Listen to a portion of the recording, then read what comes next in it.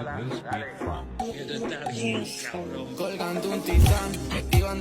do that.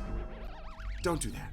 Because I had a patient who did something very similar to this, and it ended up terrible. You see, that patient was a young girl just like this, 13, 14, 15, 16-year-olds, and she was into her looks, right? Okay, she was wanting to look good. She had one, well, we'll just call it a snaggle tooth. Just like this girl had one really long tooth in the front, she had one really long tooth, one short tooth, and that was actually just because one tooth was up a little bit, right? It got pushed up a little bit into the gum tissue. And so instead of seeing a dental professional, of course, or asking them, she wanted to take matters into her own hands. So she goes into her mom's bathroom, she gets herself a nice little nail file just like this, and just gets a work. So I get a call from mom and she says, "Hey doc, Cindy's got something going on with her teeth. I'm not too sure what it is, but can we come in and let you take a look?" And I was like, "Sure, why not? Cindy's a nice girl, love her mom. Come on in, let's go talk." And I'm not gonna lie, we see lots of teeth, so I didn't remember that she had one tooth longer than the other. So she comes in at first and I'm like, "Hey, what's wrong? I mean, it looks pretty good to me. I mean, your teeth look pretty straight."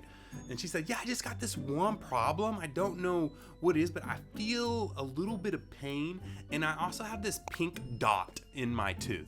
Do you know what that is?" And so I look and I notice, I say, "Oh, dang, that tooth was way down hanging down." And I say, Where did that tooth go? Did you break it off? Did you get chipped? Did you get punched in the face?" She said, "No, I just shaved it off. I was trying to make them straight." And I was like, "Oh no." Yeah, that wasn't just like a pink dot on her tooth. That was her nerve. And so she ground down all the way through the protective enamel layer, through the dentin layer inside, and then that pink dot was actually the opening of the pulp and the nerve of the tooth. So obviously it's going to be super sensitive, but the negative part is once you open up the nerve to your tooth, bacteria and everything rushes inside, infects the nerve, and there's nothing you can do from there. Not only did she have to get a root canal to get the decay out and everything, but she had to get a permanent crown or a veneer that she had to deal with for the rest of her life now. So before you go doing something crazy like shaving off your teeth, maybe go talk to your dentist or an orthodontist. I know, weird concept, but it will avoid you ruining your teeth for